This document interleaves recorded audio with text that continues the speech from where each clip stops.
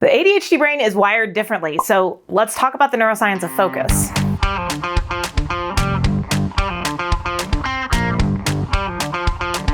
To be clear, I never considered myself a biohacker, and then I was training at another event where there was a biohacker in the audience, and I happened to say that, and they came up to me afterwards and said, "Yeah, Steph, the stuff you do, that is biohacking." What I realized from there is that I do a lot of this stuff day to day, every single day, with what we do with Grow Disrupt, because I have had to learn how the ADHD brain functions in order to build an event around that. And that has led to it bleeding over into a lot of my day to day as well. So we're gonna break this down into 3 things. First and foremost, a little bit of background on what is going on inside the brain. Secondly, some of the things that I do all the time just to make sure I'm supporting myself. And then lastly, we'll talk about the things that I lean into when I'm having a really bad, as I call it, ADHD day. So the background. Why does the ADHD brain struggle so much with focus? A big part of that is that the ADHD brain just isn't necessarily great at the production and regulation of dopamine. And for those of you who don't know, dopamine is a really important chemical in the brain that's basically our reward chemical, but it's also the key that allows our brain to switch from creative mode to focus mode and back. Which means if we're not necessarily producing or regulating the production of dopamine, we can have a hard time getting into focus mode or getting back out of it. Hence why sometimes the ADHD brain can spiral into hyperfocus and sometimes it can't focus to save its life. Another piece to keep in mind is that the ADHD brain just fires really, really fast. Sometimes our brain is simply looking to be fully engaged and we're not giving it quite enough stimulation in order to engage it. Now, on the flip side, other times we've got too much stimulation. So one really important thing that I try and talk about in all of my videos is that everything is going to come down to you understanding and paying attention to yourself.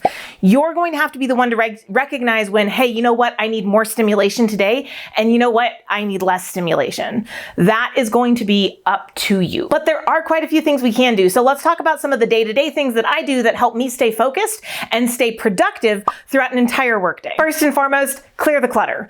I talk about this a lot when I do my trainings on how to set up your space for success because it is one of the most important things that gets very overlooked. Now, one of the reasons this is so important is because our brains function with something called change blindness.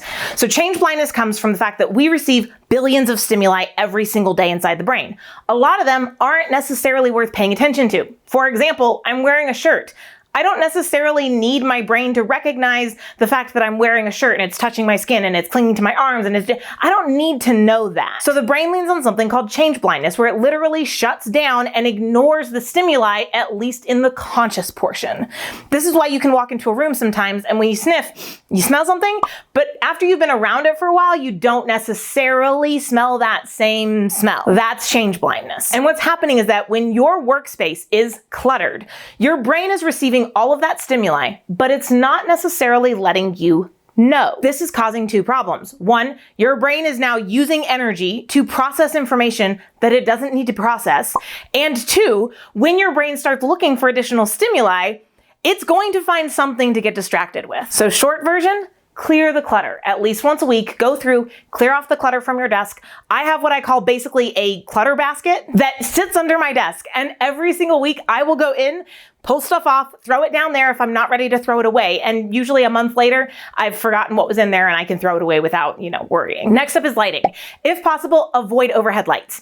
The biggest issue here is that they come down from overhead and then they cast shadows, which creates eye strain, which wears out your body even faster and absorbs nutrients that your brain could otherwise be using to actually stay focused. The other side is, if you've noticed, I've got lights that are bouncing off the walls behind me and reflecting. Not only does this diffuse the shadows, but because these are all color changing lights, I can actually change these lights to promote warmth or focus or whatever it is that I really need to kind of put myself in the mood for. Next up, have a plan for your workday. Now, I use my calendar pretty extensively for this, to the extent where I will have 4 or 5 things in one block on the calendar because I know they're all going to take just a few minutes, but they all need to be done within that 15 to 30 minute block on my calendar. This takes a lot of the mental load off, so now I don't have to actually think about what I need to get done. Additionally, it leaves me flexibility. So if my day is getting pulled away from me, I can move those calendar events over so that I can handle them at another time and day. It also allows me to see when, side note, not necessarily like the focus versus not focus, but side note,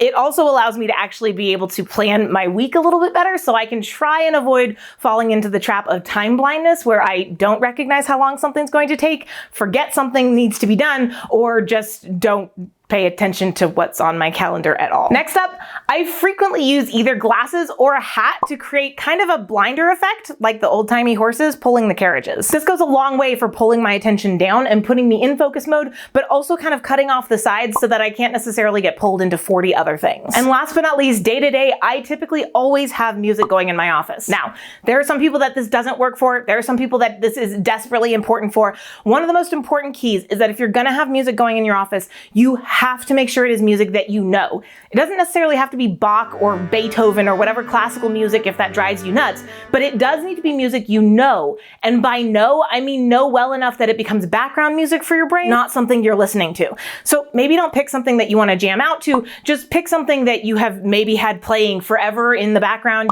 since you were, in your teens, that you don't necessarily have to pay attention to, but it provides that little added edge of stimulation. So what about when I'm having a bad day? Well, one of the most important things for me to keep in mind is that water is incredibly important to the body's function. And typically when I'm having a bad day, I'm not usually doing a great job with getting enough water. So that is where I start. If I'm having a rough afternoon, I will stop, make myself get up, go get some water. But I also like to take that time to go get something to drink, and I will usually make a little bit of a production out of it.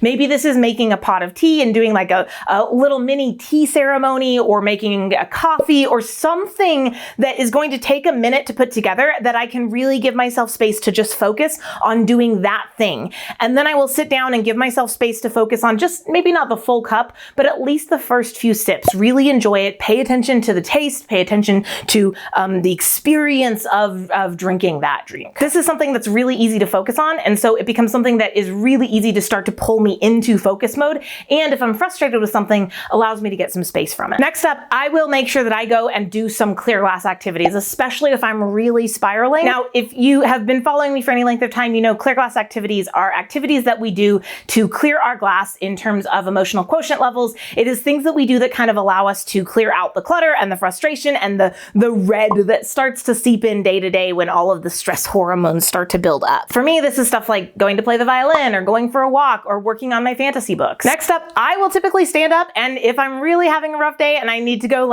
into another level of care for it, I will probably do some dancing, which sounds weird, and no, we're never recording that one for y'all to see, but that physical movement starts to not only clear the cortisol out of my system, but it also starts to move a little bit of adrenaline. It starts to create some dopamine. And so it allows my body to clear out the stress hormones and create the hormones needed for me to actually get into focus mode. I personally will usually take time to go and turn on the event scent that we have, the one that we created for Grow Disrupt, specifically for individuals with ADHD to help them focus.